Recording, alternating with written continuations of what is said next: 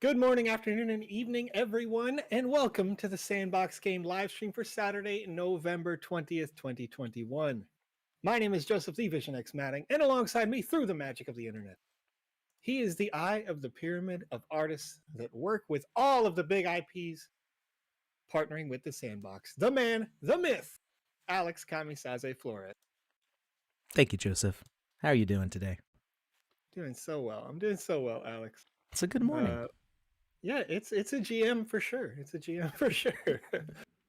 Well, folks, each and every Saturday right here on youtube.com, twitch.tv, Theta, DLive, Facebook, and twitter.com/the Sandbox Game, we teach you the skills you need to know in the Sandbox Game Maker. If you're watching live with us today, you have a special opportunity. During this stream, feel free to ask us anything from questions about the Game Maker, maybe our asset creation software VoxEdit, or anything else that you want to know about the Sandbox. We'll answer these questions live as they come in, and for those questions that we cannot answer live, feel free to click on the wonderful social channels in the description below this video and tag us after the show on Discord, Telegram, Twitter, or any of our other great platforms, and we'll get an answer out for you. Of course, if you're watching this later over on youtube.com, you may want to join us each and every Saturday starting at 1900 UTC. That's right, those watching live also have the unique opportunity to win a Wizzy-themed NFT right here on this stream. More details on that will come later, so stick with us. But for now, let's get started, Alex. What are we up to today? All right. Well, I'm thinking today's going to be a gameplay day because we haven't been playing that many games on the Wednesday streams. And, I want to play some games. We've got a whole ton of the Walking Dead themed games for the Game Jam, which I haven't really played any of yet. So I think we should check those out. Real quickly, let's take a look at the Walking Dead event and just remind people of some of the dates here. We've got the Game Jam ending tomorrow, I believe. Deadline is the 21st. I'm not sure on the exact time for that. I think Andy Ritchie is here in the chat with us. He is running the event. So, Andy, if you could clarify the time, if that's like midnight UTC, 23:59 GMT. So, right before the stroke of midnight, Global Meridian time, November 21st. And then voting will take place for the judges the week following that, and we will do the awards ceremony on December 11th. There's a countdown timer in the Sandbox Discord pinned. I would lose Joseph if I tried showing that on screen. Game Maker chat to help with countdowns. All right. All right. I'll link that in the chat here in a second. So let's open up the Game Maker here. Oop, I almost opened up the alpha.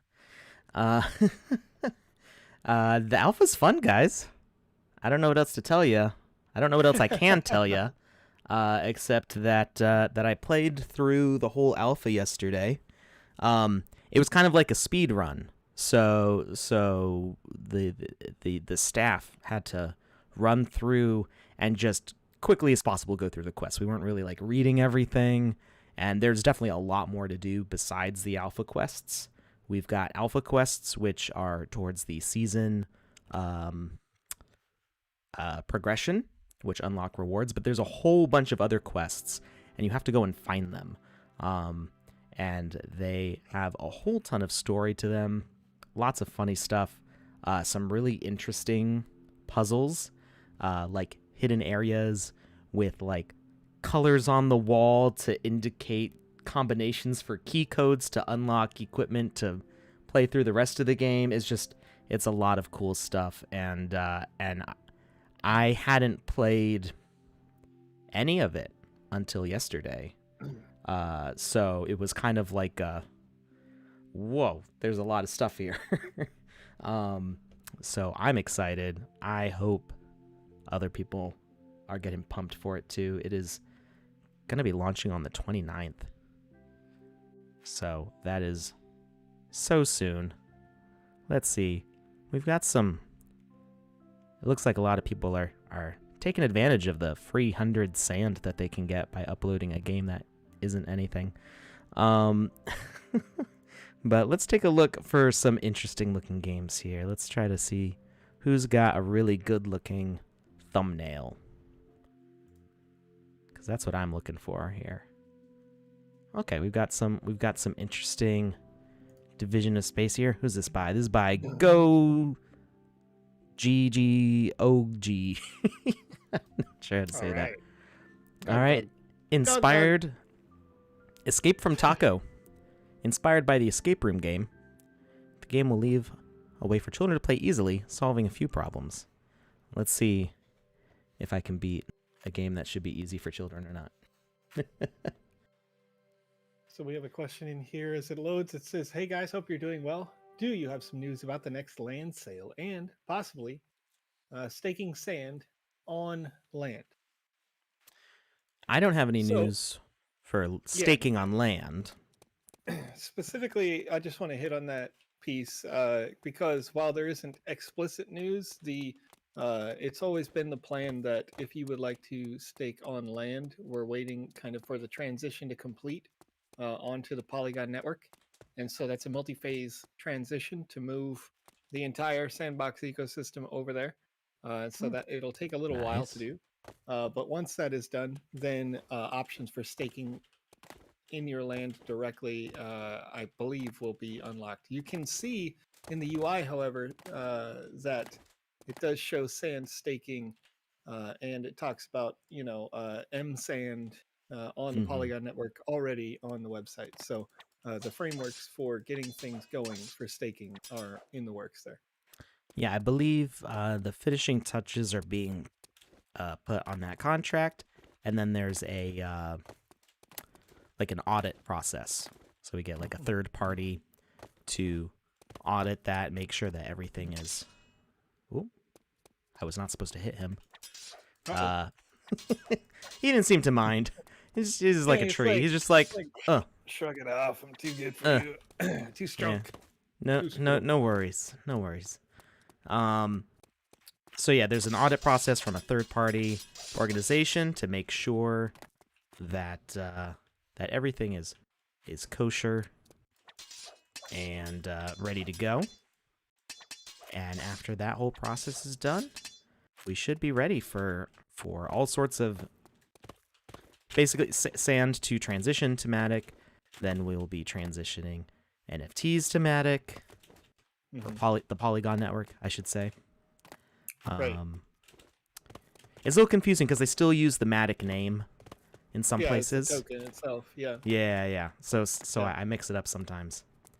I need to find the other key. Another question here really quick. Insider Neighborhood over on Twitch asks, can you all talk about portal mechanics that I recently heard about? Will we be able to create portals between our parcels and others? So the answer to that is, it's actually been around for a while, this idea of portal mechanics, but y'all haven't seen it because it's been kind of behind the scenes. And essentially, they can go anywhere. However, initially, they are not for the general public. We are exploring options to possibly turn those into a type of NFT or something of that sort. But they do function as you described. You can say this portal goes here, anywhere, wherever you want. And it works fine. It works pretty much instantly. Was that door meant to open, or did you just get to sneak through it? Well, I did get the key, but I didn't actually see the door open, and this fence is chasing me. You have a sword. Fence it. Oh, I can actually hit the fence. That's right. I think. You can. Do some fencing, Alex. Do some fencing. Does that mean I should parry? Right. Yes, you should. Riposte. Okay, so let's see here. I want to get to those more questions. So yeah, it's now in terms of general public though, the intention is to eventually bring portals to everyone, but they would be in a sale event similar to the way that we have sale events for land now. However, because that discussion happened 8 months ago now, I think, when the idea of portal tech was just being built for us, that may change. That's subject to change. So I'd leave that caveat. But they're quite cool. They work well. So we'll see where that goes as we get further down into launch and beyond. Yeah, we've shown on stream before when you get to the edge of the world and it shows, hit E to travel Right. to go to the next map over. It works just the same way for a portal. It's just you can specify a location. And we see them a lot in the alpha, so you'll get to see them in action from the main hub into other areas. It looks like these robots are stuck because they're inside an object, technically, with that hallway. So they're a little confused. Gat Raps over on YouTube is praising the gospel of Polygon right now, saying that it worked very well while they were playing other games that are built on that network. So that's really cool. Usopp says, I'm making a 40-player multiplayer competitive platformer, like Fall Guys or Mario Party minigames. Can you speak to the ability for players to queue up and be eliminated from a game? And do you see a way to build a game like that and be able to read the on-chain data of the winner each game? Pretty complex question with a kind of complex answer at this stage. So from my understanding at this time, and it's been about a month since I've spoken to Chris, who is in charge of multiplayer design in terms of technologically on the back end, that the last we spoke, he had said that multiplayer functionality on a high level was a couple months away. So most of the experiences that you're going to see in the social hubs and things like that aren't directly interactive. They are indirectly interactive. So what does that mean? You can phase through each other. Alex has shown in previous streams like these that if you no respawn points. What happened? I'm stuck behind a door that locked me in. So it looked very nice me going in and it locked, but because there's no respawn point on the other side, I cannot complete the game now. Right. Unless the key came back. I doubt it. Okay. And so this is critical for whomever is in the design of this game. Remember that if you have zones kind of lock out, you should also have just another spawn point that you put in there. If you have many spawn points in your game and your world is designed in such a way where the closest spawn point is, let's say, in the middle of each zone, you will always respawn at the closest spawn point. Or alternatively, you can make it so that when you go into a new zone, you spawn a spawn point in the forward and you destroy the spawn point in the previous zone so that there's no chance that you could respawn in the previous zone. Yep. All right, we're going to go find a different game. There was one question that I see pop up a lot. Do you need to own... Can you still play without any land? So, yes, the everything that we play here on stream right now, before the start of the alpha, is free to play. There's 225 pages of games here. Not all of them work anymore. A lot of them are old. But I'd say there's probably at least 50 to 100 really good, really fun games, because there's 9 games on each page here. So you've got over 2,000 games uploaded here. And I'd say there's got to be at least 50 to 100 that are currently working with the current build that are a lot of fun. It's just an adventure trying to find them. So absolutely, you can play games from the gallery from free right now. No waiting. Just download the game maker from sandbox.game. Go to the create button. Windows only for now. Mac is on its way. The alpha is going to be open for everybody in partially. The main social hub is going to be open for all 500,000 registered wallets on the Sandbox dashboard. Everybody will be able to jump into that. There's no whitelisting. It's just open. And then there's going to be 3 experiences off of that social hub that everybody will be able to play in. The Alpha Quest progression and the remaining 14 experiences besides the social hub and those 3 will only be available for pass holders. There's going to be a raffle of 1,000 tickets for landowners, and then there's an additional 4,000 passes besides those we're going to be doing all sorts of events for you to potentially win those. So there's a lot of opportunities to get the Alpha Pass. You can check out all the rules in the link I'm sharing here in the chat. It explains what the rules are for landowners. You do have to register. So previously I thought that we would just automatically whitelist anybody who had a land, but we're actually making people register for it because maybe there's people who hold land who aren't interested. They don't want to be part of the drawing. Maybe there's people who aren't paying attention. And we want all the passes to go to people who actively want to participate. So so if you're a landowner, you do need to register. The raffle starts on the 22nd, in 2 days. 2 days, yeah. So you register for the raffle. If you have land, the drawing will happen on the 29th, and people will be able to almost immediately jump into the game and start playing the alpha content.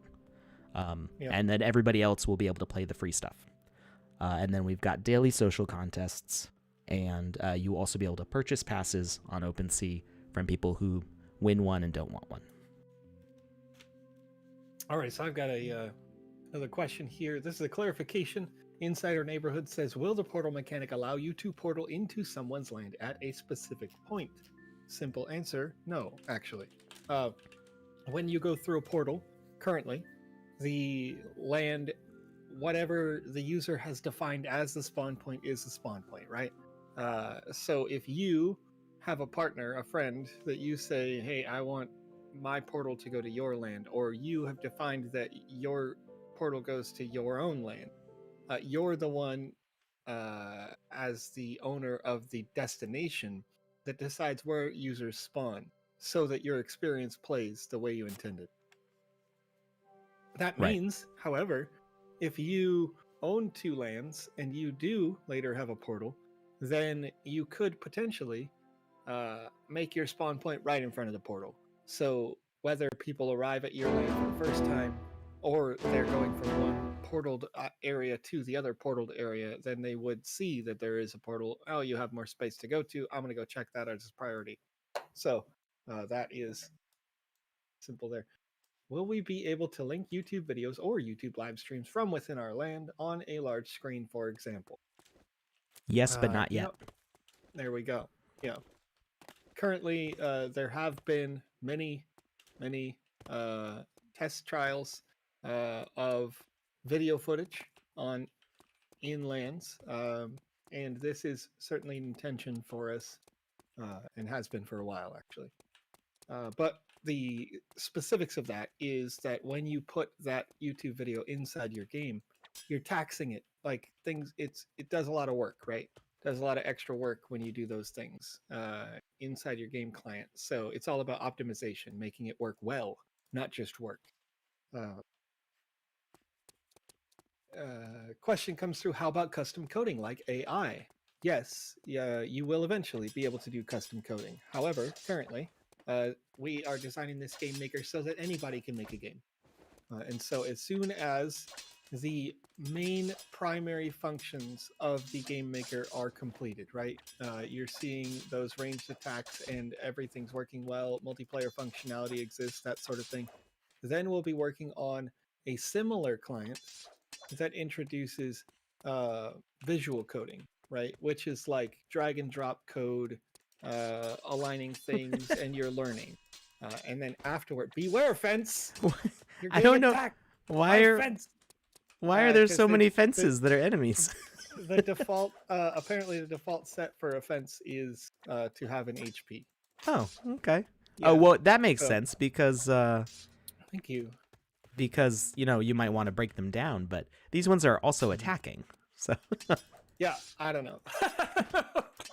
So we have, but I'm going to keep going on that. So after visual coding is completed, I've been fenced in. You're fenced. Oh no, it's a trap.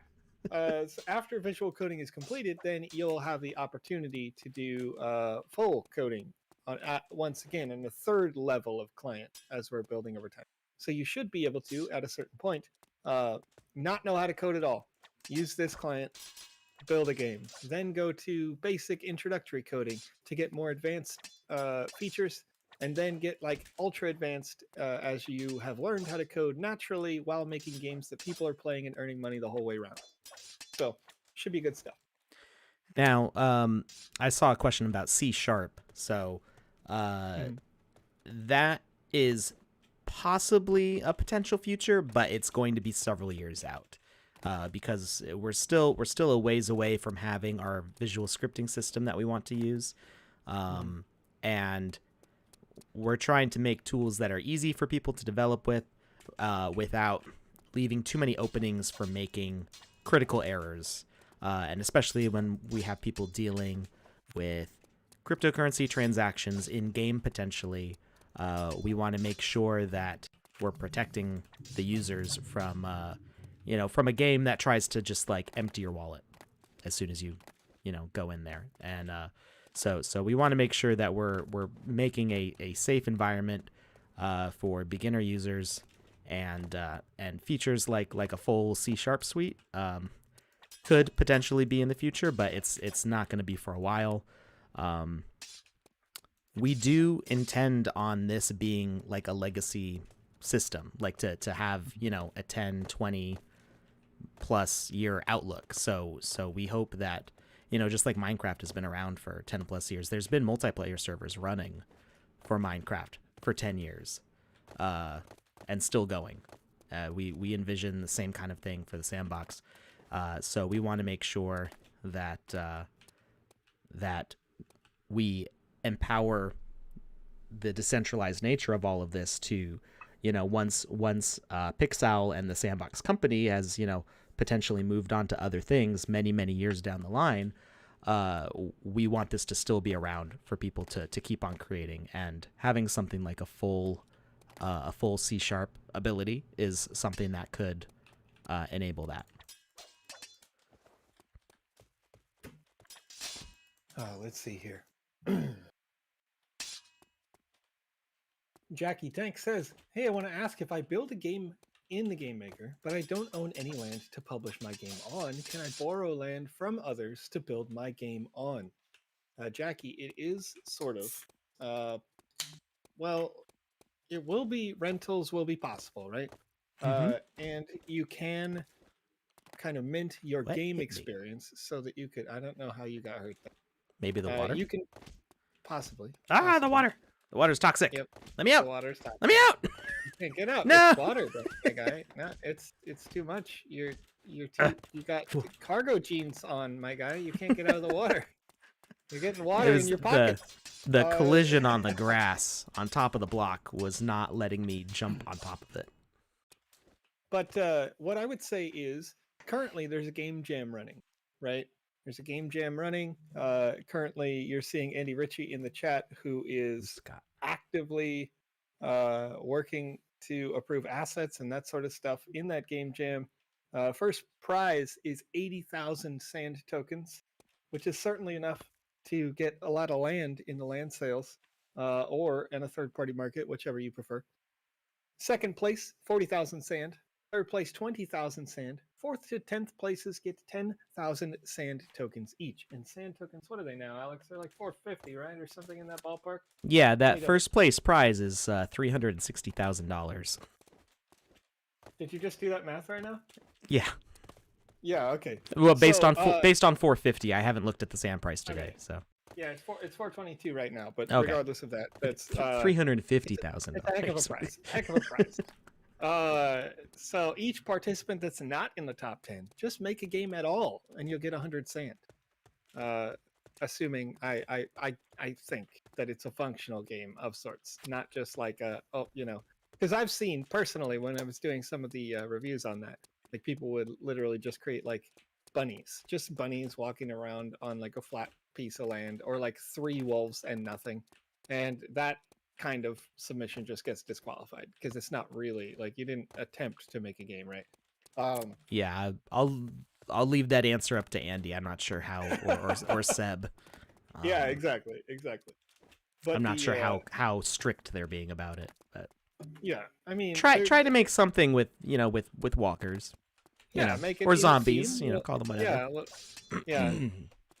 Try to have some bad So, guys. you've got opportunities anyway to earn. Whether you are able to publish to a land now or not, creating is a great idea because there are huge rewards to it. I mean, 6 months ago or whatever, a year ago, I don't know, Andy was watching these streams and just getting started. Now Andy's in charge of the game jam, right? Hmm. So there's a successful opportunity for you, regardless. Let's see here. Is there any update about having the ability to add sounds to be uploaded with an experience or game? Also, is there a resource that talks about the types of NFTs that can appear in the games? So, in terms of types of NFTs, currently we have OpenSea integration for image-based NFTs. Otherwise, you have NFTs that you can create with the VoxEdit tool. Those are the options at this time. There will be more options in the future, but that's the integration we have today. In terms of the ability to add sounds, I think that that's possible, but Alex, you'll have to elaborate on that. Yeah, so it's we are planning that, I believe, for 0.7 or 0.8. I don't remember. I got kind of two briefs, one for 0.7 and one for 0.8 in like a short period of time. So I had a long outlook, and I know that features are coming, but I don't remember which version specifically they're in. So I think we're planning it for 0.7, especially because we have so many musical partners. Like we've got Avenged Sevenfold, Deadmau5, Snoop Dogg. We want to enable them to do music, sound oriented things in their games. So we are working towards getting that quickly. Somebody said something about a page 50 something. Page 51, I think, for Touche's game. That was almost at the very top there. So, excuse me for destroying your name. Is it hard to enter the Creator Fund as an artist? Is the bar too high, or can amateurs join? So I'll go ahead and answer that while you're still surfing, Alex. The bar is high-ish, but everyone's an amateur that's joined, almost, at this point, right? Even Alex here, who's in charge of the top of the pyramid of all of the artists, was like you, a couple of years ago, just kind of getting started with voxels, right? I started almost 4 years ago exactly. There you go. So get started. You know what I mean? Like, make stuff. Make things that are animated. Make them natively in VoxEdit. Think outside the box a little bit, and then submit a couple of assets in there and say, hey, like, this is what I can do. This is kind of my plan. And then you'll take a paid test if they choose you, right? They'll say, yeah, okay, we'll pay you to do these objectives. And if you can do the objectives as prescribed, fantastic, you're in. The sandbox is clearly growing quickly. You can see that because 2 months ago the total value of the company was like $2 billion, and today the total value of just sand is almost $4 billion, and that doesn't count the land that is currently at about $1.5 billion worth of lands that exist. Yeah. Hey, Touche, we're trying to find your game. Tell me what page it's on and what it's called. There we go. Jackie Tank says, for example, I want to use my guns or explosive weapons designed from VoxEdit. Can I make additional animations to use them? You can always make custom animations, Jackie, but you should make it on the character level, typically. So that's because the character does the animation, right? The asset itself is being held by the character. Molten PT says, will we be able to make a casino functionality within our land? For example, a player pays a small fee and can roll a dice. If it's odd, wins an item. If it's even, loses the fee. Possibly, yeah. The integration for sand transactions directly is going to require Polygon, because you're going to still have them having to pay a gas fee in order to send the token, and then having to pay a gas fee to receive the token back, right?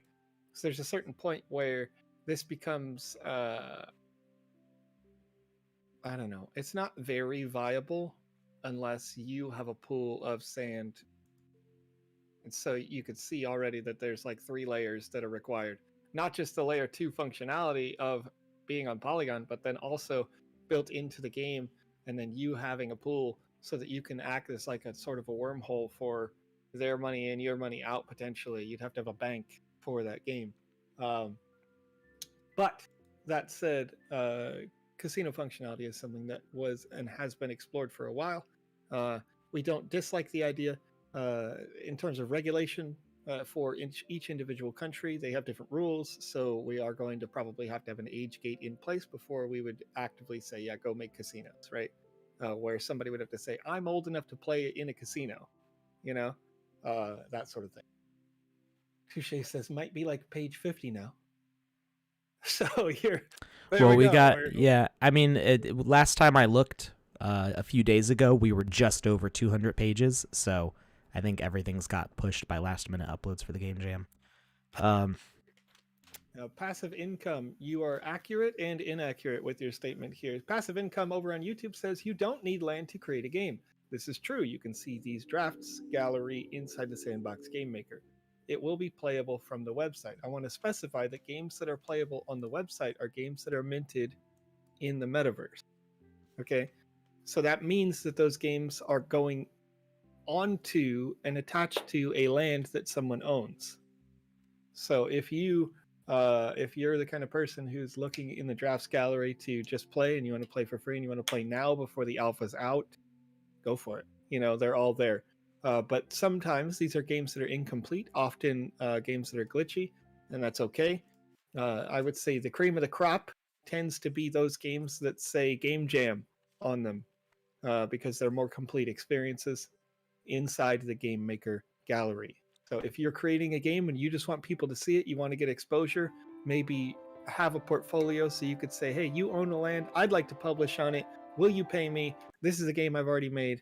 Then make your game, put it in the gallery, and you'll have a lot better chance of getting some cash for making those games there. Of course, enter the Game Jam. Once again, 80,000 sand first place prize, which is over $360,000 right now. This one looks kind of familiar to me. I feel like we played this before a long time ago. Can you get us a link where we can submit the assets to get recruited? Yes, I can. Give me just 1 second. I will pull that up. So the game minting is it's a burnable token, and you'll recover the things that are in it if you burn the game. So the game actually is like a bundle, I should say.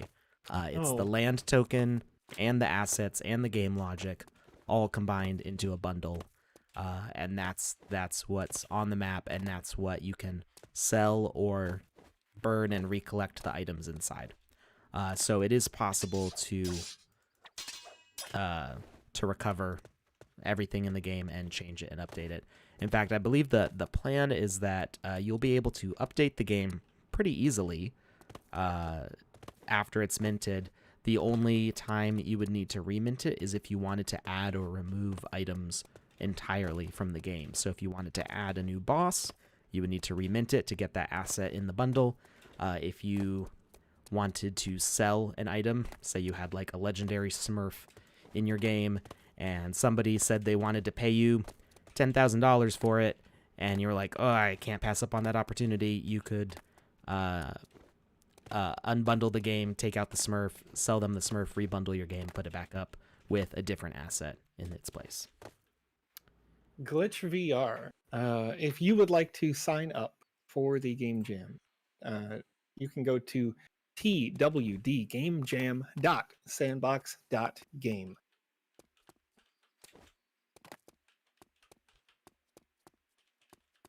It says I'm supposed to talk to people, but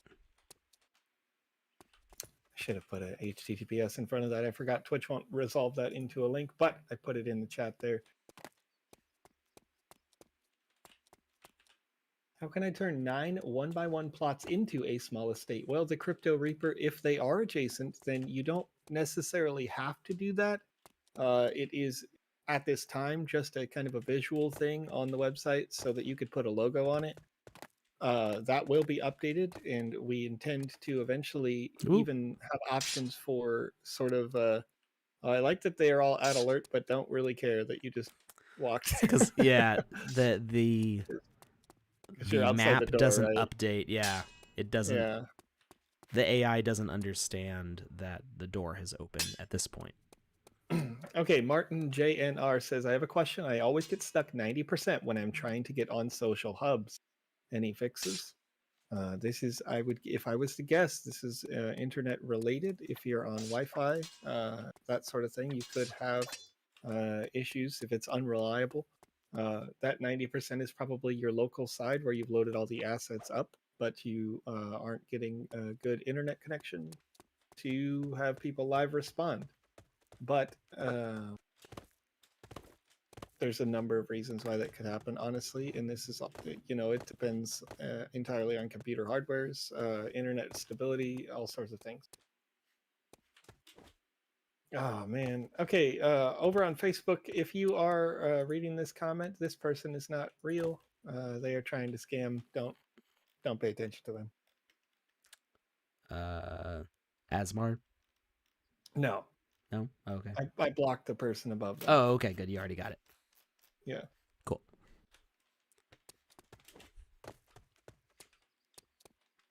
Ooh. Okay, let's see here. Oh, what's Oh, there's lava under the door. Yeah. Oh, nice. Okay, let's see. That wasn't very friendly. Ramsey, I'm going to answer your question also, but I see this question and I think it's kind of important. Rebel Gaming TV says, can we see a concept of how neighbors will be next to each other? How lands will be next to each other? Well, I can tell you right now, Rebel, how that works. It's actually pretty simple. In order to make sure that your players don't lag, or if you're a player, in order to make sure that you don't lag, and to make sure that you have an experience that is enjoyable, you can see the air right there on the screen, right behind all this UI elements, right? The air that's out there. Oh yeah, there's a bunch more to block. That's fine. So all that air that's out there, it's intentionally not loading the adjacent land, because if it loaded the adjacent land, then maybe the person next to you has built a cyberpunk skyscraper world and you have this desert world, right? If you walk to that space, it's going to give you a little pop-up and say, if you press the E key on your keyboard, then you can teleport to cyberpunk land world, but otherwise you're not going to see it. Okay. It's on purpose. If you did see that, then you would, your users would have a lower frame rate on their game, a bad experience, right? If you did see it, again, you're kind of taken out of the moment. You lose immersion because you're in this wonderful, skeleton medieval sort of desert world, and you're taken into. That is a lot of them. It's a lot of them. So there's a lot of different reasons why it makes sense to do it this way, but mostly it is going to be because we have intentions to make this game mobile compatible in the future. And so when we do that, you wouldn't want to load, 5-10 different worlds all at once, just so that you can walk from one to the other without having a loading screen, because for every other device, they're going to lag out. So yeah, let's see. And you can do a lot to change your, like Joseph mentioned, you've got cyberpunk worlds or medieval worlds. You can do a lot to change the ambience of your game, from music to the way the sky looks.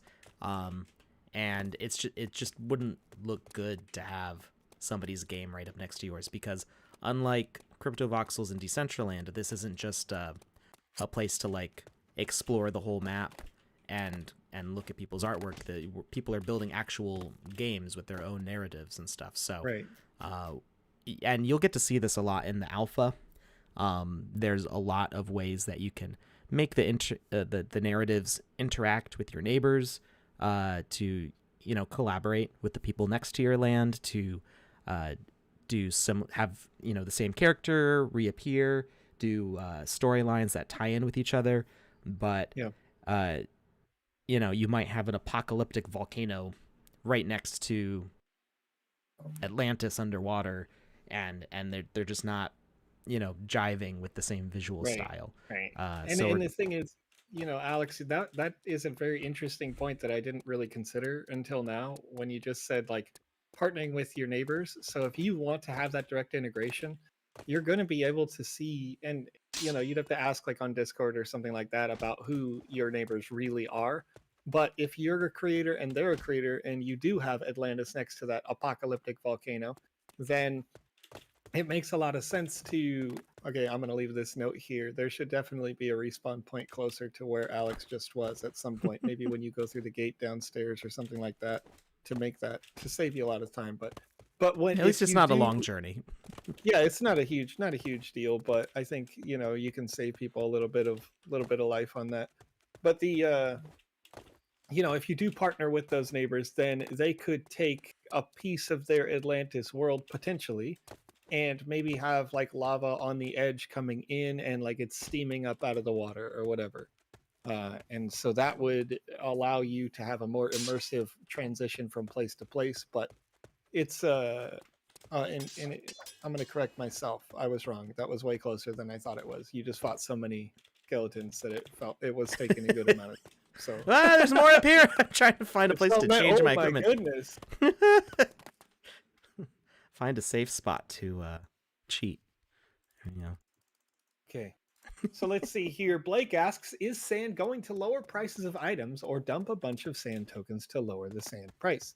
I don't think either one of those things is going to be true, but items that are sold on the marketplace are sold at the discretion of the artist. Yep. Also, if you want to have an item that you see on the marketplace, you can't make the exact same thing, but you can make something very similar for free right now in VoxEdit. You can make it. So, there's no reason why anybody may not be able to enjoy that kind of stuff. Alex made the outfit that you see right now on his character himself. Mm-hmm. So you can make those things. Go ahead. I mean, you can make them and sell them.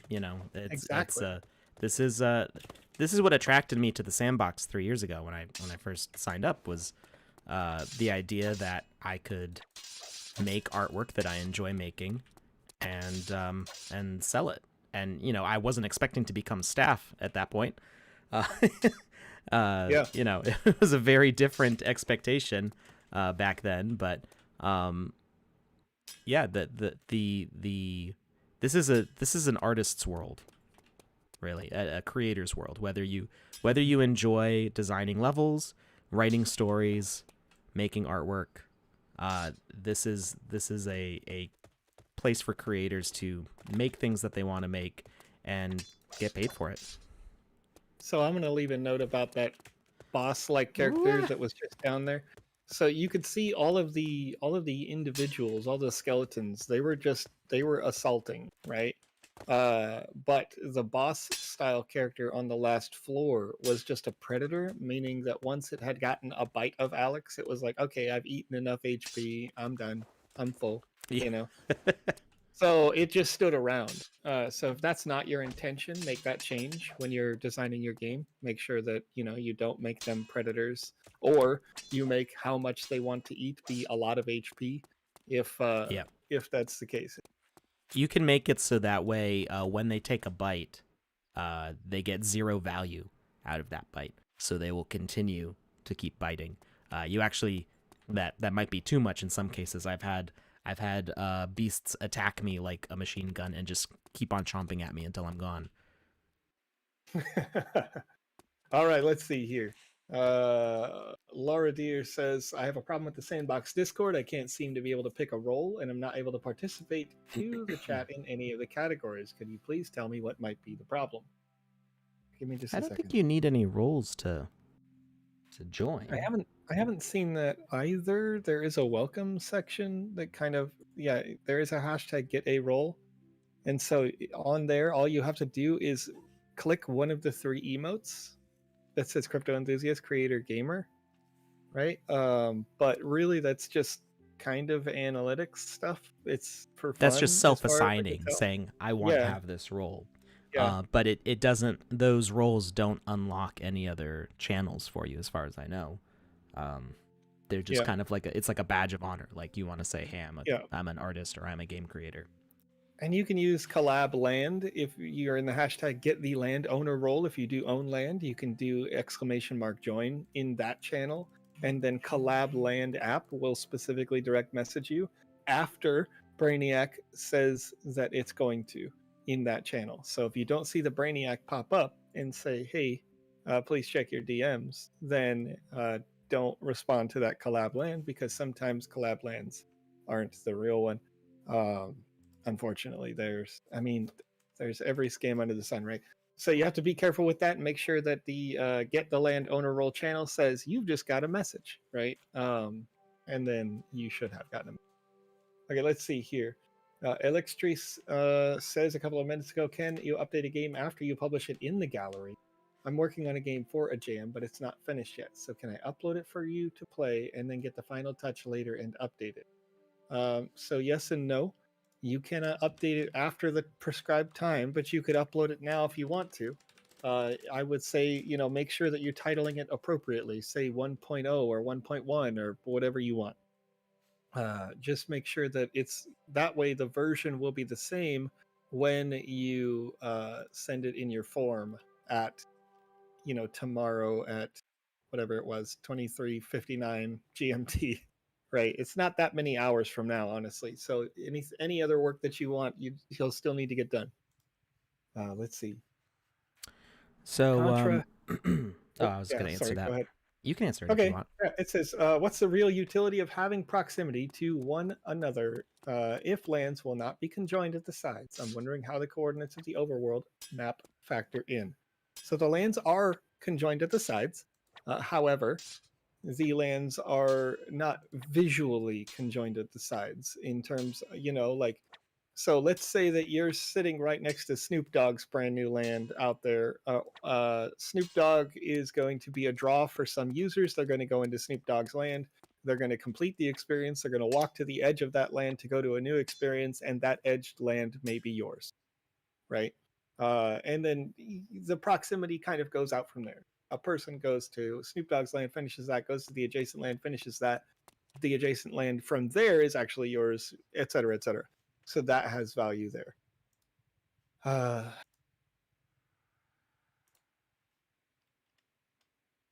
Bruno, you're fake. Thank you, Alex. It's gone. I hate it, man. It's always Facebook. Yeah, I got a question for you folks. If you're watching live right now, are you actually on and using facebook.com right now to watch us? If you are, please comment in the chat saying, yes, I am using Facebook to watch you. Because that can be helpful. All right, James, great to see you as well, James. Nice to see you in the chat again. Once again. Who the is using Facebook, says chat. Well, hashtag meta. Yeah, that's right. If you want to know why Sand popped recently, it's because Facebook said hashtag meta and the real metaverse showed up. You know what I mean? So, F1 Crypto, you are not on Facebook. I see it says YouTube. All right. Yes, Facebook, Matthew Cooper. All right, Matthew, I appreciate you. And I'm sorry about those scams. Make sure that you don't click on anybody in the chat, period, because we're not going to comment in the chat. Sometimes there's even going to be fake pages that say the Sandbox, and they'll try to comment on there, but we're not going to comment in the chat there. If anything, I'm going to click this little thing. I'm going to click reply, and then I'm going to directly reply to you. So just make sure you stay safe out there. You know what I mean? It's dangerous. Yeah, usually if I paste something in the chat, I say I'm pasting it in the chat. So, and you'll see it come from restream.io, I think. Okay, let's see. Like this. Martin JNR says, another question. Can you set different things as weapons, for example, lasers or magic spells? So you can actually see that Alex is doing something like that right now with ranged attack, with a crossbow. I'm not going to explain to people how this works. You're not? Okay. Okay. Nah, all right. Because it's not going to last very long in this form. That's fair. It's technically an exploit, and it's known, and it will probably be gotten rid of some point soon for an official mechanic that will that will be better. The official mechanic will be more functional as a shooter. But the way that it works right now is would be problematic for multiplayer eventually. So it's not going to last forever like this. Yeah, Bach, I would say that I agree with you on this idea that it would be nice if the live stream was on the website of the Sandbox. But that said, I can't recall if I was to embed it, if an iframe would allow you to still interact in the chat or not. At least in such a way where us and all of the viewers can see you, like over there by Alex. So let's see. I saw somebody. Oh, yeah. Okay. Go ahead. I saw this question earlier about how to earn sand playing the game, and another person asked a similar question just now. So if you get an alpha pass, there are 3 NFTs and 1,000 sand that you can earn by playing the alpha. The alpha pass enables alpha quests, and you'll get to see a progression bar both on the play tab of the dashboard and in the game client. There's a little meter that shows your progression, and as you progress through each level of the alpha pass, earning experience points, and by completing those alpha quests, it will unlock levels of rewards for 3 NFTs and 1,000 sand total. So I think you get like 200 sand for like level 1, and then 500 sand for level 5 or something like that. So all combined, 1,000 sand and 3 NFTs are the prizes for completing enough of the alpha.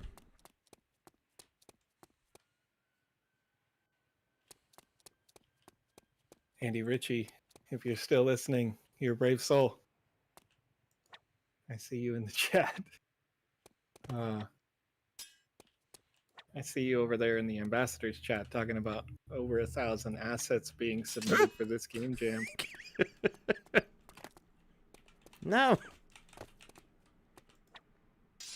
He's not gonna make it.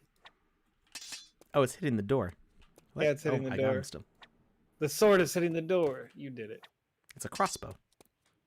Over 2,500 now. Oh my. Yeah.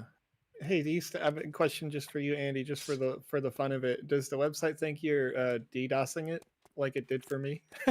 It did for me a couple days ago. Oh boy, yeah, like the protections. Oh my gosh, Rochelle, you're not real. I'm sorry. Oh. I'm sorry, you're not a real person. I just feel bad still. I'm like, I know you're a robot, but like, I hope nobody's actually getting scammed by this nonsense over here. Like, oh. But yeah, no, I mean, I remember that would happen to me all the time back when I was approving those assets. Is it would just be like, oh, you've done 50 in 30 seconds. You're banned. Like, Right. You know? Yeah. Can you set the third person avatar camera for your avatar? There are lots of camera settings, Gira. You can absolutely set. Just check it out inside the game maker. You can set it at a 45-degree angle. You can set it just straight on. You can The set game it far creator away, sets up. it. We should Right. specify the person who makes the game is the one who's setting the camera. So if Yeah, you're there you playing go. other people's games, you're playing with the camera settings that they intended. So right now there's no way to switch between different camera settings. It's whatever one setting the game creator has done. If they do third person, then you can zoom in and out with the scroll wheel on your mouse. But that is it. Is this the car that I made? I think this is the car that I made. It's good to see this in a game finally. Oh. Yeah, Insider Neighborhood, not all assets are set for approval automatically, I think. Andy, correct me if I'm wrong about this, but in the past, if you've wanted an asset set for approval, I had you fill out a form and send me the form, or send it on a form to me, so that I only had to approve the things that you wanted approved.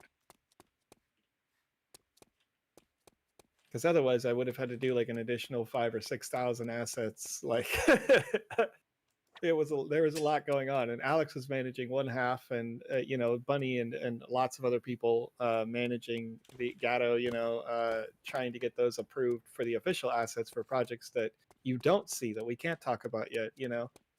Yeah. So Andy says you still go via the forum, and it should be on the Medium article. So that you can fill out and you can say, this is what I do want approved. Everything else you make is you're just making. So you're good. Yeah, Andy said over 5,000 are pending currently, but only 350 are for the game jam at this time. Yeah. A lot of assets. How do people mint assets? Yeah, well, currently Very the way carefully. the way that they're minted is that the artists that are already in the artist program are able to be approved on request, kind of with intent to do those sorts of. So, oh, it looks like Touche. a really cool NFT there. Touche. Can I jump down?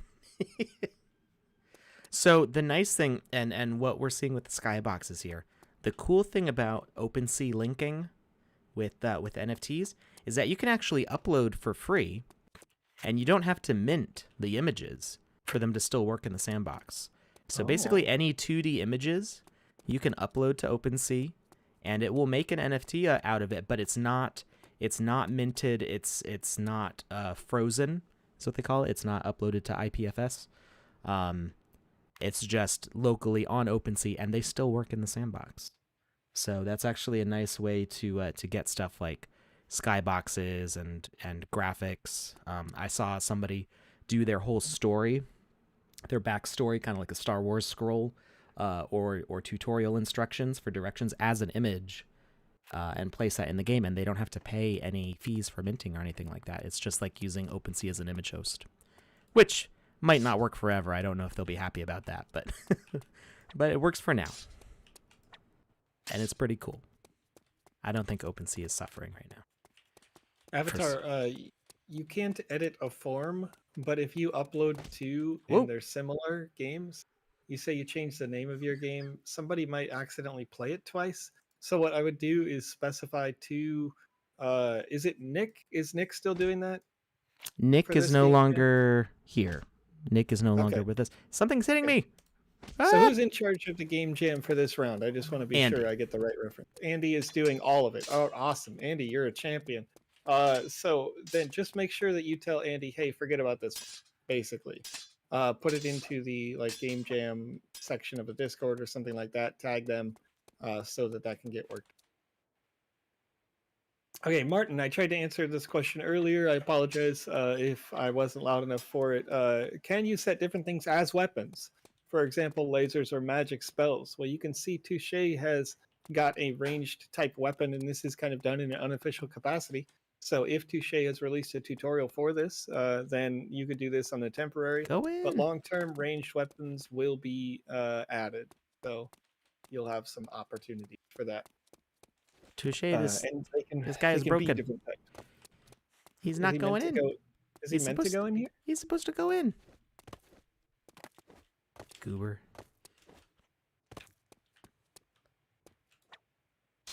All right, let's see. Maybe there's too many zombies around. Walkers, sorry. Not zombies. All right, let's see.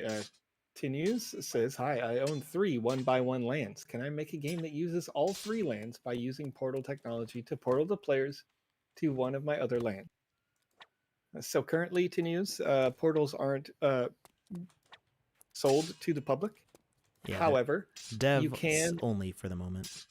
Yeah, you can if you, or what I would suggest is that when you complete the experience, there may be a quest that you can't complete or assign right before you get to the end. Like maybe have a little celebration area inside your game. It's like, yeah, you did it. You did great. This is chapter 1.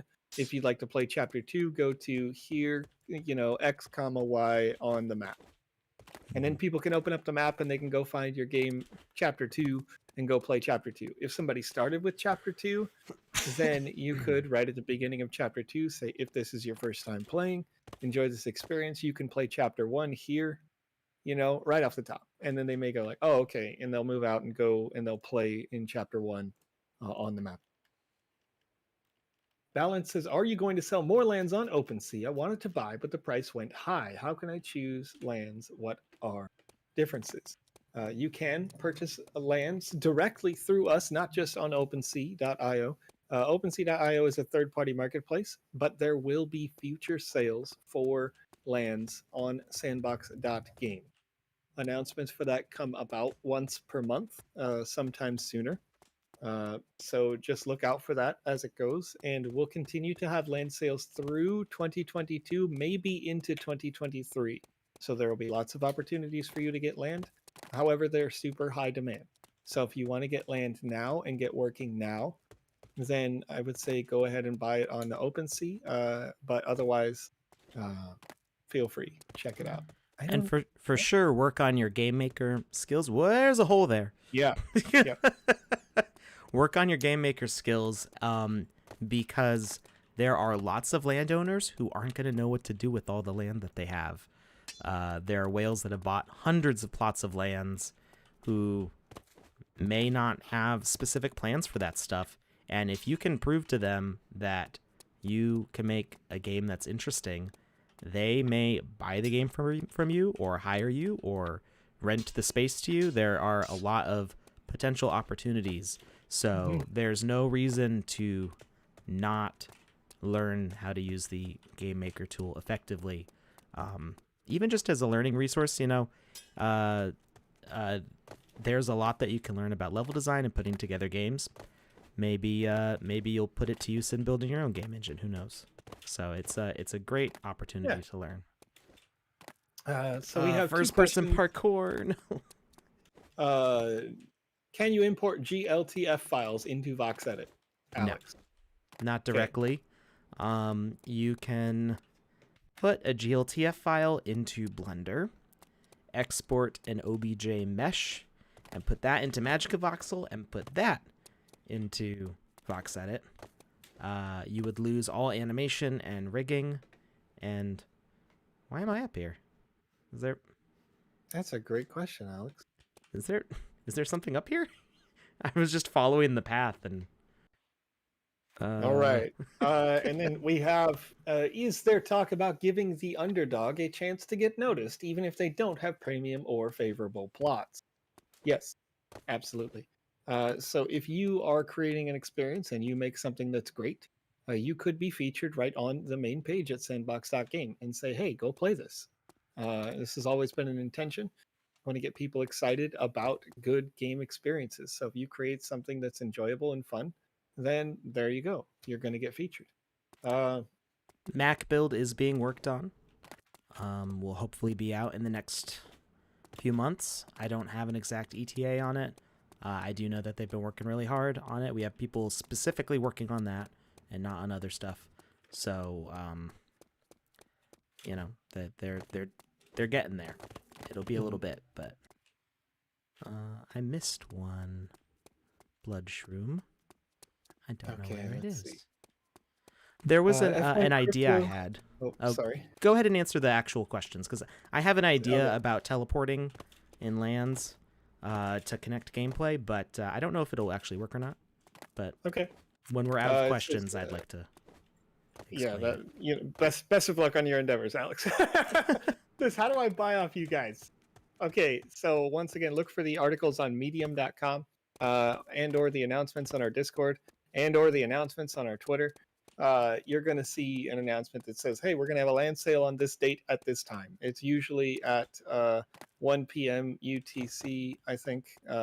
And so for me, that's 5 a.m. my local time.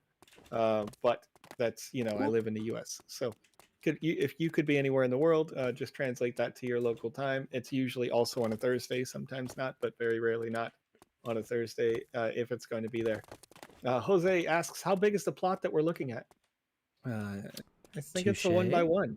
I'm pretty sure it's just a 1x1. It feels like a 1x1, but it's hard to tell with the skyboxes.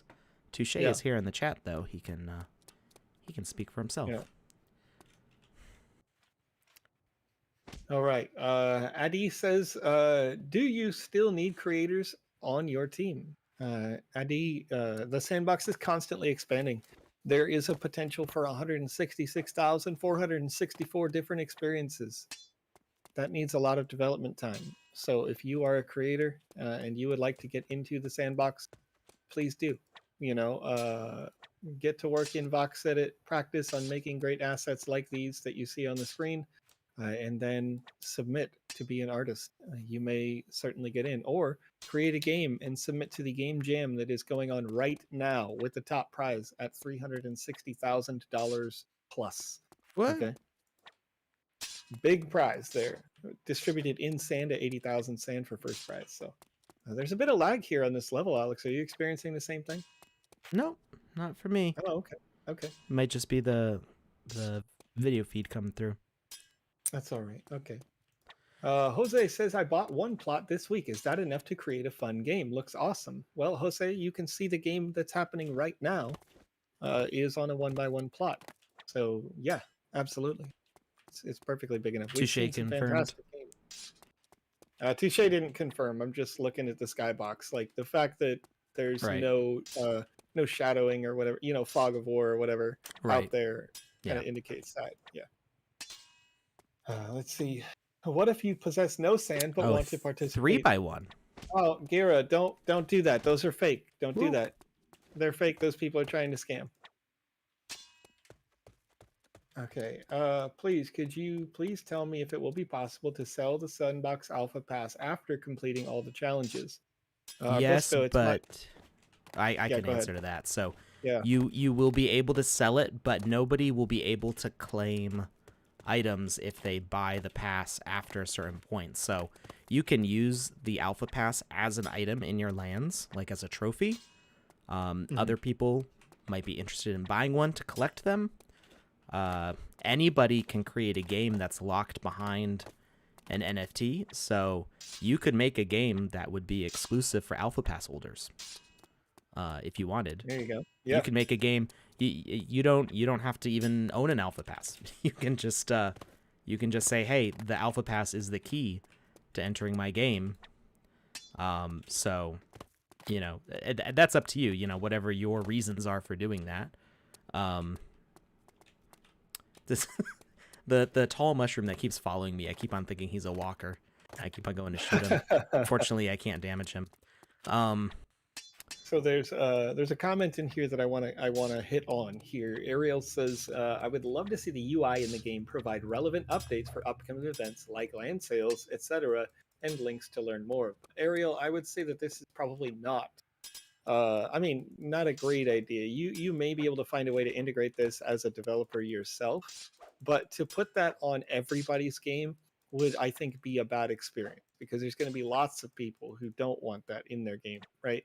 They'll be like, no, I want to design my thing. I want people to be immersed in my experience and not worried about, whatever is happening outside of the game experience. It would be kind of like if you were playing Skyrim, right? Let's say you're playing Skyrim and then Bethesda pops up this thing that's like right in your face, like coming soon, Elder Scrolls 6, and it's like, well, I'm playing Skyrim, guy, like, you know what I mean? So it is kind of, obviously, if you want it, then you can try to apply that in one way or another and get people excited about those things, but these are your decisions as a developer. How much is 1 square meter of land? Well, Pablo, each land is 96 by 96 by 128 meters. So and one land is 1,011 sand if you purchase it directly from us. So maths, you know what I mean? Like 10 sand or something per square meter.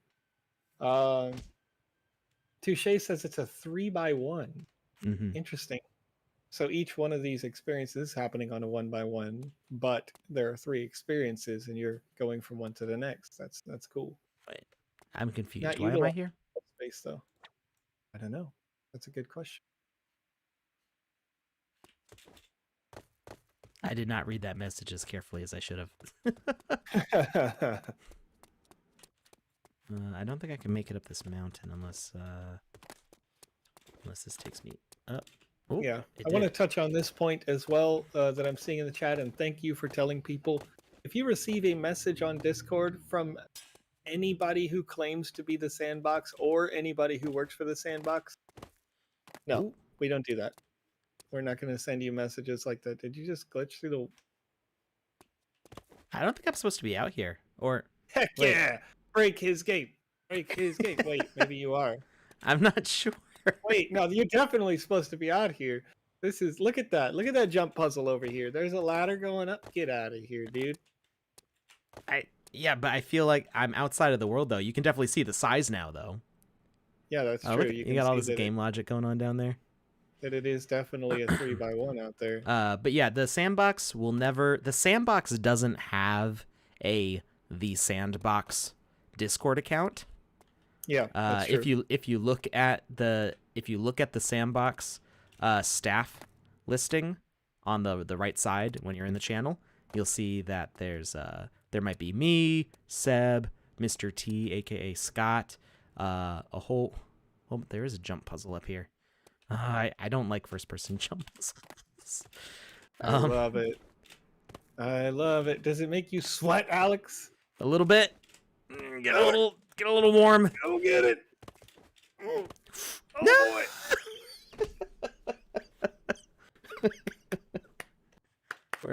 Wait. Where am I? I have no idea where I am. Tried your best and you don't succeed. All right. So let's see here. Sorry, not on a person's game, but for general Sandbox updates, I found that unless I'm on Discord or Twitter, I can miss updates. Yeah, that's fair, Ariel. I think I don't know if we can do like if we had a proper client. I guess that's kind of the thing that I would say is like currently you're not seeing the Metaverse client. You're seeing the game maker and you're seeing the VoxEdit, right? So the Metaverse client is a different app entirely and may have features like you're describing. I missed the question there. What are they looking Kyle, for? oh well, they're talking about having those Sandbox updates in the UI, right? Like a land sale is coming and that sort of thing. Yeah, we were talking a little bit about some type of update things like that, but we do want it to be unobtrusive. So it may be like if you've ever played an MMO, there's been like a little news section or something like that, like as a tab of the chat box as it is, or something like that. That might be what we're going for, but I highly doubt we're gonna do anything like a big like blasting land sale out in your face. I can't get up there. Yeah. So here I got Kyle asks over on YouTube. So in order to create a game like the one you're playing right now, I need to create all those assets in your game, or are some of those just generic assets from a library? So yes, you're right. Some of them are assets from a library. Some of these assets are also purchased assets as NFTs. And then some of these assets are handcrafted assets. In fact, I would guess many of them are handcrafted because of what Touche does, what the team around Touche does. So there's a lot kind of going on here. Yeah, those are all custom assets.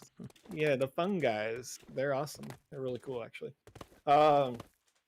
So there's a lot kind of going into that, but there absolutely, if you go onto sandbox.game, check out the assets, any of those not listed with a sand price, you can simply just click a little plus there and it will be added into your account for use inside your game maker. Now, if at any time during a later time somebody says, hey, that was mine, I was the original artist and I wanted to have people pay, I don't know, 5 sand to be able to own this asset, then you would need to purchase it in order to continue use, because they have the rights to make those decisions as those artists. So if you want to avoid all that sort of stuff, then you can just create the assets yourself, and then you can use them in your games as much as you want because you're the creator, and you would have the right to do the same thing. Say, oh, well, I created that, so I want to charge 5 sand for people to be able to have that, and you're making $20 a sale or something like that. I'm gonna make an announcement. So, Shira from Facebook, the Sandbox is not doing any sand airdrops at all. So if somebody tells you that there's a sand airdrop, they're lying. We have contests and competitions. People who have passes can get sand, but we are not doing any airdrops. In fact, among the staff here, we haven't even really been using the word airdrop at all. We've been doing NFT claims from our claim page, Airdrops are expensive. Gas fees are sky high, and we're not doing airdrops. So if anybody says, "Hey, send me 300 sand and I'm gonna airdrop you 900 sand," they're trying to scam you out of your sand. Yeah, So don't listen to it them. really. Anytime anybody says send me something and I'll give you more of the same thing, never do it. Ever, never, ever, ever. Never. Never ever, because they won't. They're not going to send it back. They never wanted to. They're just waiting, It Touche. doesn't I work think I 99% broke of this. the time, but sometimes they just get one person who's like, yeah, but we're never going to do that. Nobody's ever going to do that.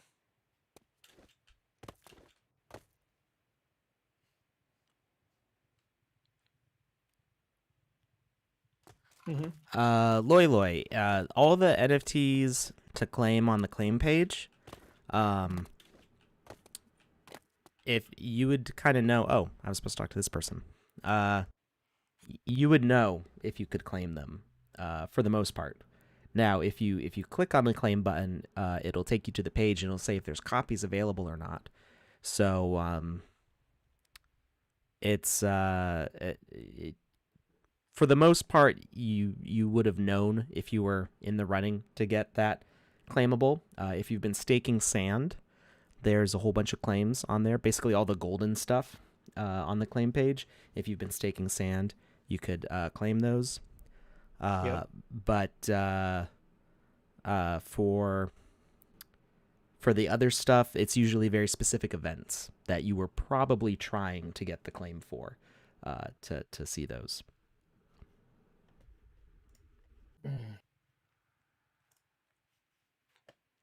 We won. We got 8 out of 9 quests. What do we missed 3 walkers. Oh no. All right. Loyla says, how do you get the ducks? Those are actually for the staff test run of the alpha season. So you can't get the ducks, I'm sorry. Oh no. Yeah, the duck god, hero's duck, and I thought there was a third one.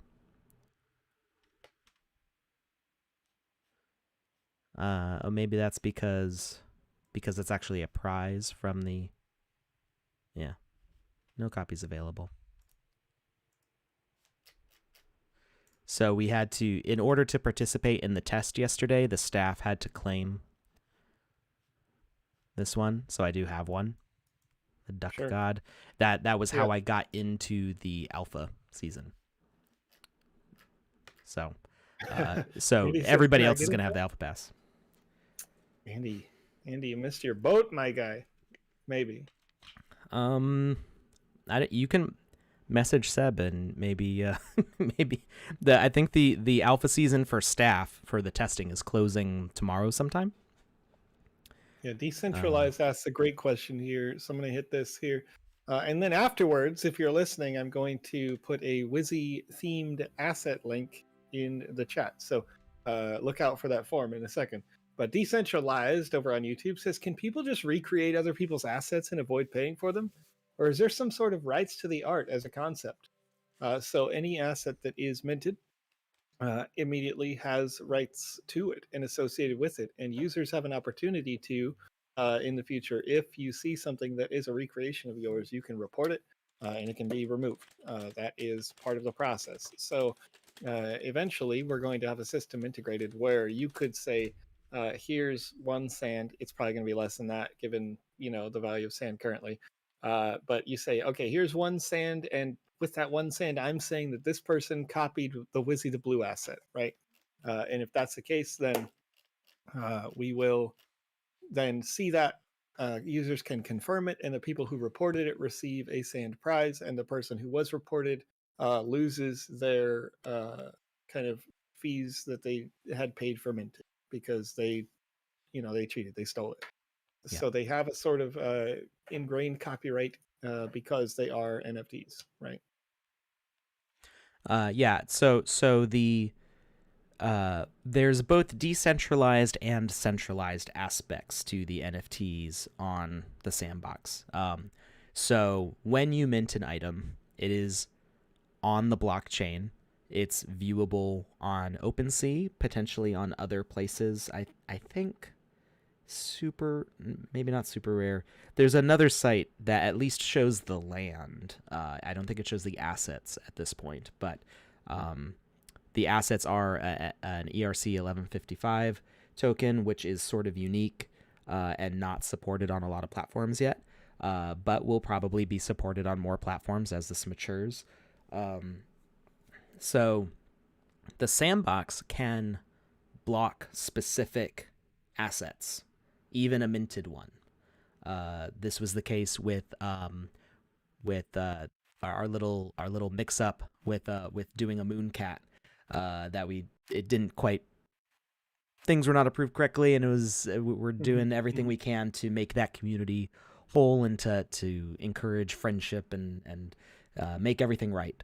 But the asset for the mooncat was actually banned from the dashboard, so you can still see it on OpenSea. It's immutable on the blockchain, but it is not usable in the game maker. It's not even visible in the game maker. So all you can do with the mooncat is trade it to an official account to claim the replacement asset that we did get approval with mooncats to do. So OpenSea can do the same thing. We saw this a little while ago. There was a mix-up.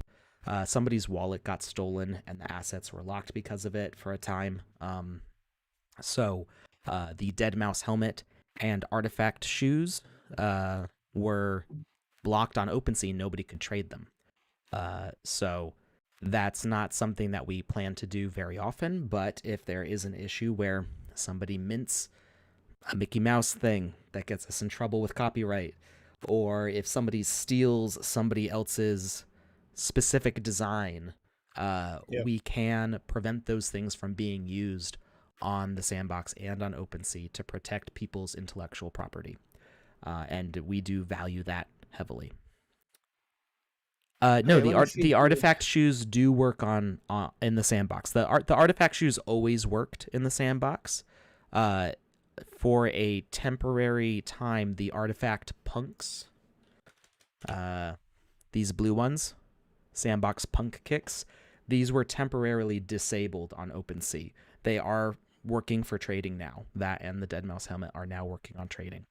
But for a little while, the sandbox one I blocked is not them already. Yeah. Good grief. Yeah. We should just disconnect Facebook. That's what I'm saying. That's why I asked if anybody was watching via Facebook, and really we do have 2 people there, so welcome. But also, like, I'm sorry that you get barraged with all that spam, because we have 177 viewers right now. Where did you all come from? I appreciate you guys. Yeah, it's nice. So there's a question. There's 2 questions I think that happened that I want to hit on. Ketchup over on YouTube.com asks, great name. Can you change the camera into 2D/2.5D perspective when making games? Yes, absolutely you can. As a designer, you can choose, and we've seen there was a couple of game jams ago called Lucid that did great with this exact concept. They made the whole game in layers this way, right? And so you only experience it left or right, and then you get into the next kind of chapter of the game, and it's like, okay, get into the next layer. You get teleported there from a little like death trick that you can do in the game maker. It's super cool. So look up a tutorial on how to do that, and you can make fantastic games this way. And then another question says, where can I make staking of sand to win NFTs or other stuffs? I linked this inside our chat there over on YouTube from Remark Jr. So that is staking.sandbox.game. Currently, in order to do that, you have to provide liquidity into the Uniswap V2 liquidity pool, which is an equal portion of Ethereum and Sand. And if you do that, you put that in there, you're eligible to get all those NFTs that we issue for a reward for that. And then additionally, you will, of course, start earning sand. That sand ticks up once about every 2 to 3 minutes or so. You'll see new sand that you would be able to unstake and claim. Just keep in mind that with all of that, every step along the way, you're going to have to pay a small Ethereum fee, and small is relative, right? You know, if you're the kind of person who has $15,000-$20,000 worth of Ethereum at this point, thanks to this wonderful cycle, then maybe it's not a big deal and you want to stake a whole bunch of it, right? if you're a brand new startup and you've got $200, maybe staking isn't going to be the thing for you until we move to the Polygon network and start staking there. If we do that, then the fees are going to be minuscule, like less than a penny. So just some options there to think about. And then there's no Apple minimum. Sorry. Oh yeah, there we go. Okay. There's no that's good. minimum for staking, but I would say under $200, the fees are going to be more than the amount that you stake. So I would recommend staking no less than probably $250 each of Sand and Ethereum because the fees are just going to eat you up. And then there's one more note that I would add to that is that we will be moving to Polygon Network soon. And when we do, and you can already see this on your UI at sandbox.game, when we do that, you're going to have to probably unstake your liquidity and reconvert your liquidity so that you can send it to Polygon, because they're not going to use a UniV2 token on Polygon's network. So the fees that you incur now, if you start staking today, you'll have to think about that as you unstake and claim later and convert later, that sort of stuff. So it may be, if you're looking at a kind of a relatively smaller amount of sand, to just wait a little bit, hold on to your sand because it's appreciating in value and it's very usable and useful, and focus your efforts on making great creations like the games you're seeing here today. Gat Trap said that 3x3 just sold for 25 ETH or 20. Was it 25? I lost it in the chat. Where'd it go? Yeah, it's probably 25.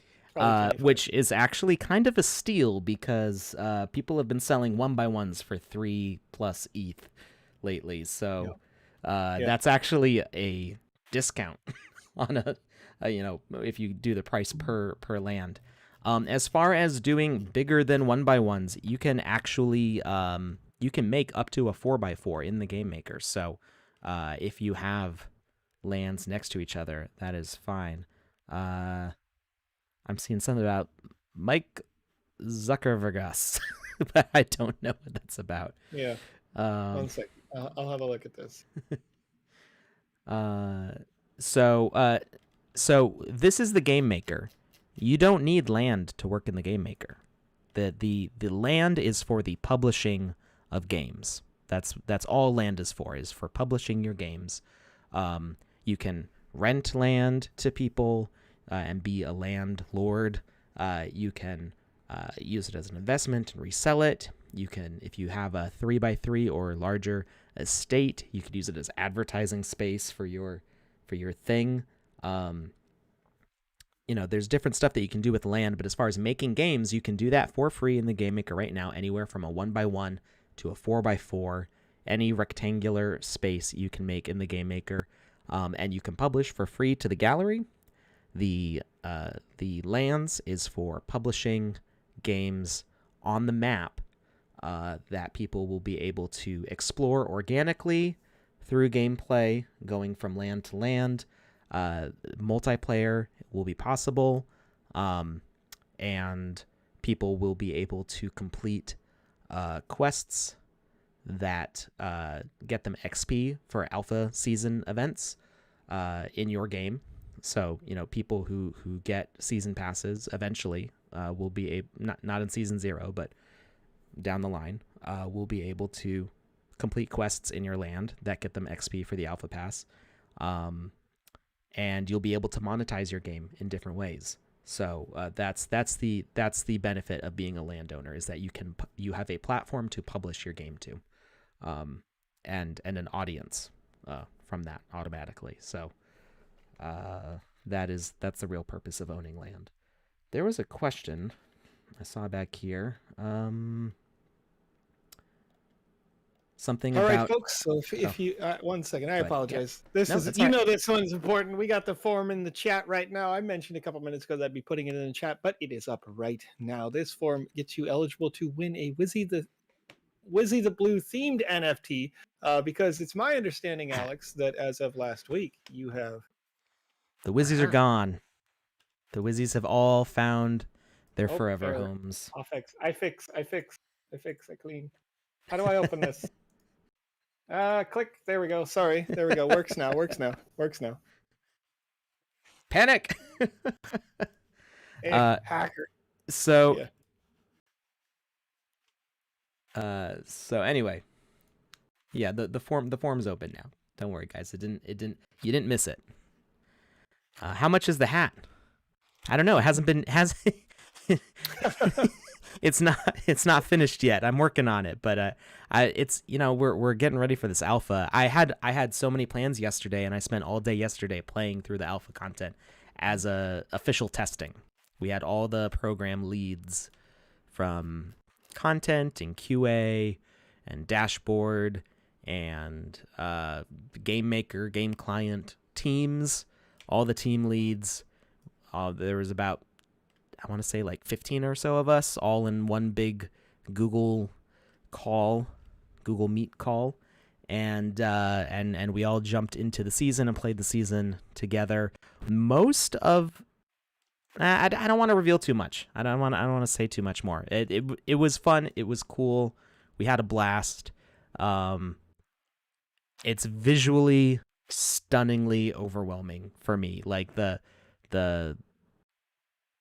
closest that I've come to seeing the level design for what we have in the alpha is like our game jam winners. And even then, there is a ton of just stunning assets that our staff artists have been working on for the past year and a half, and great level layouts. It's all beautiful. I wish I had time to absorb it all, because we were trying to go through as quickly as possible and like hit off things from a checklist and say that yes, we were able to do all the things. And it's almost like I just got the season spoiled for me, because I wanted to like take time and absorb it all in and read everything that all the characters had to say and experience everything as like a player. But we had to draw out what is going to be several weeks of content that is going to unleash in stages for the players. I had to do that all in a few hours. So it was a little bit of a it was like a visual feast that I had to eat as quickly as possible. And Yeah. Didn't get to really taste it all, but it was good. Okay, I'm going to answer these questions here in the chat here. Michael, you can only send a Wizzy to an Ethereum-based wallet. Back, you should use the main Ethereum network for this wallet. Yes, absolutely. And as somebody asked if I can get number 1 of the hat, ERC 1155s do not work like that. In a way, ERC 1155s are fungible tokens, because each copy is an unnumbered edition, I guess. Sure. So in they're called So NFTs. You'd have one piece of the 250 pile of Wizzies, right? Yes. Just like you don't have number 1, you have one of them. You have one of this exclusive bundle. Great. Yeah, there's no from the first Wizzy the Blue given away to the last Wizzy the Blue given away, there's no way to distinguish them from each other. Alex, I have an administrative question for you while we're on this call. Sure. I created a new tab in the tracking that we had for Wizzy the Blue winners. Okay. So is that fine for all the Wizzy hats? Yeah. Okay. So we gave one away Wednesday, and of course I closed the tab now. I can tell you what last week's winner was in just a second. Okay. All right, cool. So you can make sure that it's not not a repeat winner. Last week's winner was Jorpal, JOORPAL, wallet ending in 80F6. So as long as it's not that, that's the only person who's won so far. So. All right, that looks good. And that was on 11. And it's funny, it was Jorpal actually in the chat who asked if he's getting mint number 1 of the hat. So you will be getting sent the first hat, but there's no way to tell it apart from hat number 2. Cool.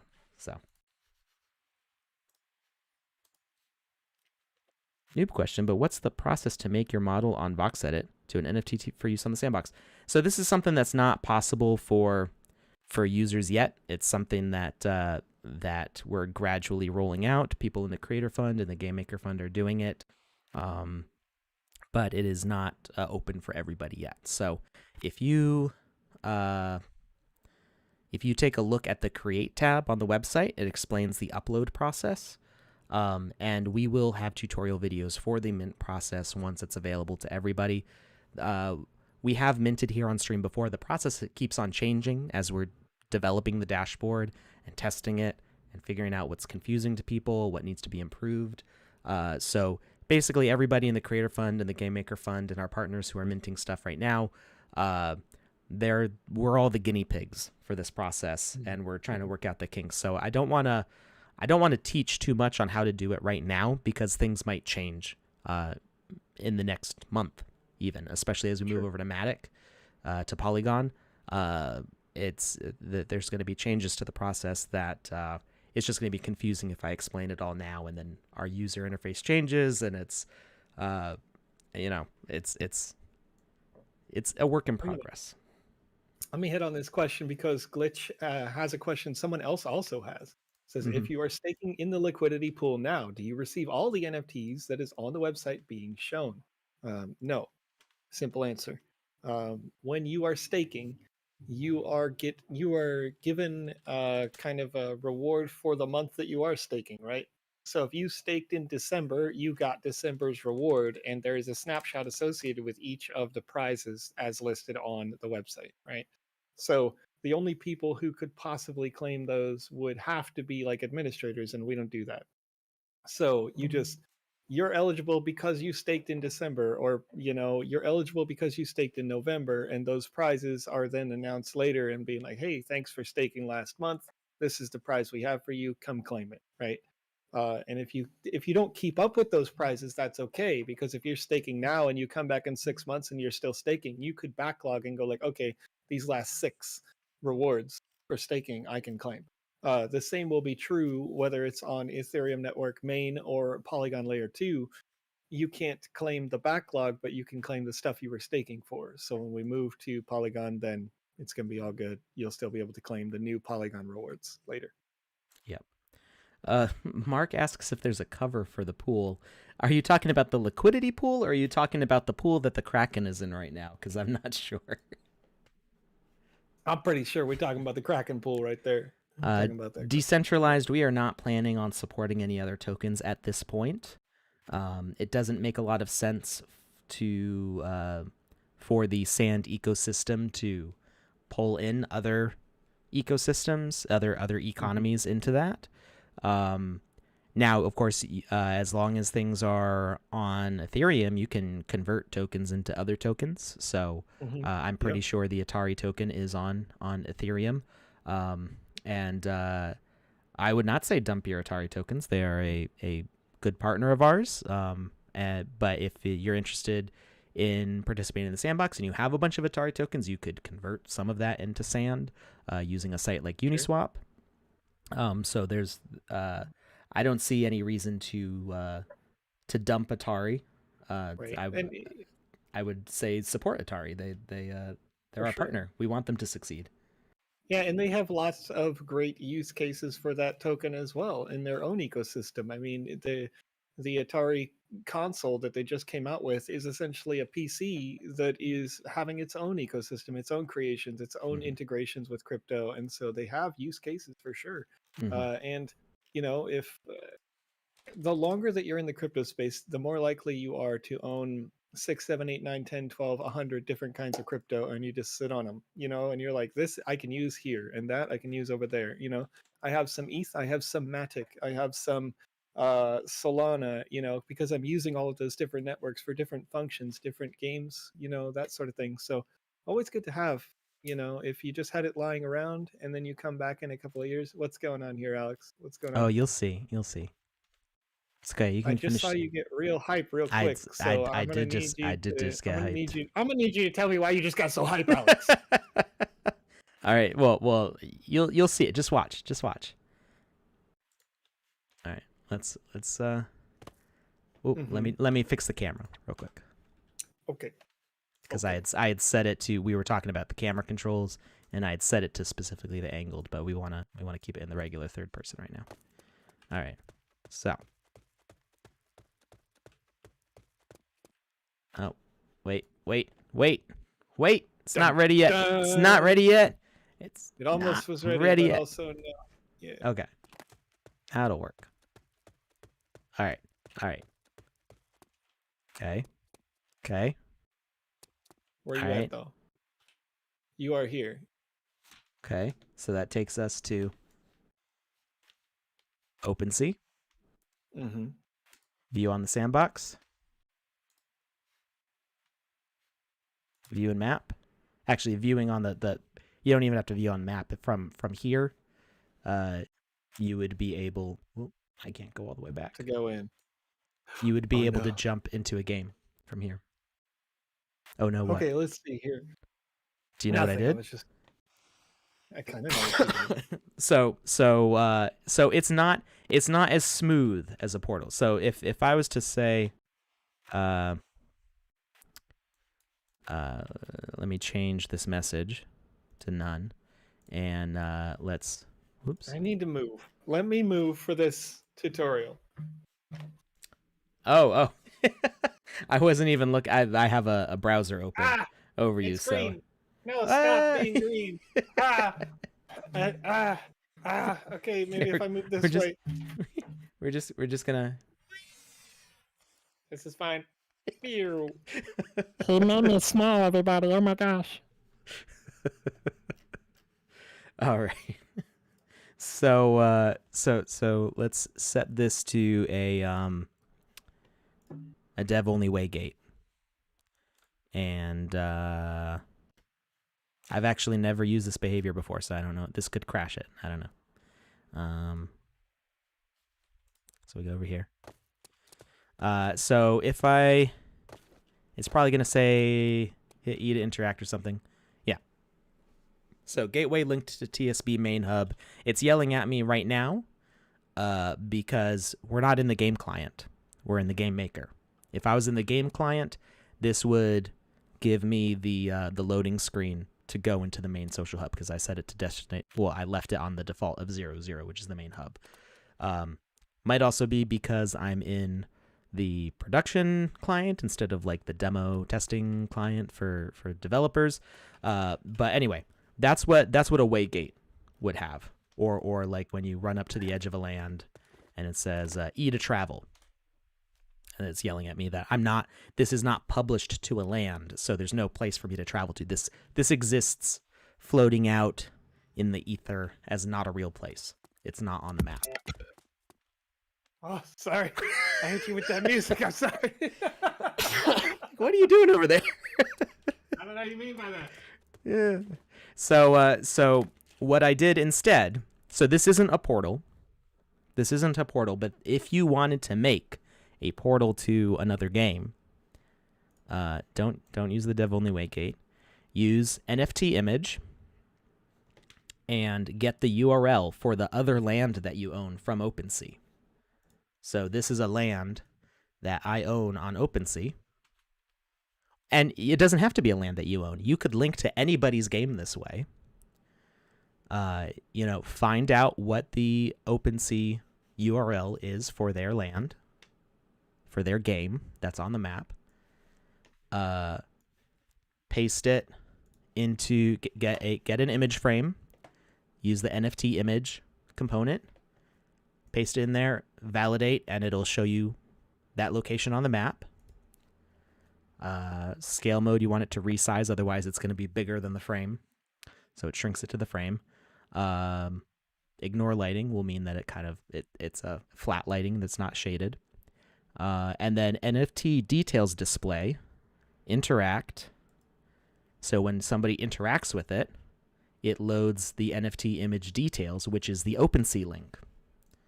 So what happens is somebody goes up to this and you say, and you don't even have to display this. This could be underground. Like I could say, I'm going to move this underground and I'm going to set this key here and tell it to send a message. Say this is a message broadcaster. This is what we're supposed to do on Saturdays. I'm supposed to tell you guys how to do stuff, but it's been a wacky few weeks. So message to send is trigger. We interact. It sends to all. wait before broadcasting.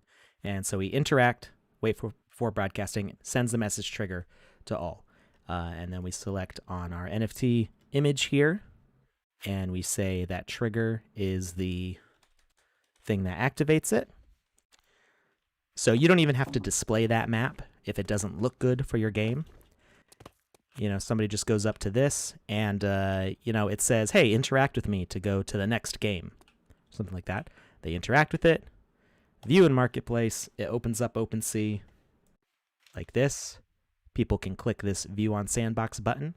It loads the land. And if there is a game on this land, there will be a button here that you just click play, and it pops you right back into the game maker. It'll actually show up on here. A box will appear that says, do you want to travel? And it'll zap them right into the other game. So it's kind of like a roundabout way. It's something that you can't use right now. And by the time you can use it, it's probably going to change. But just as an example, and be better. Yeah. It's going to change and be better. But if you wanted a hacky free way to teleport in the game, that is a way to do it that I figured out while we're live here. So Insider, that's what the point here is. That you were any land. Oh. I was like I was like, why do you sound like you're talking through like 50 different tunnels?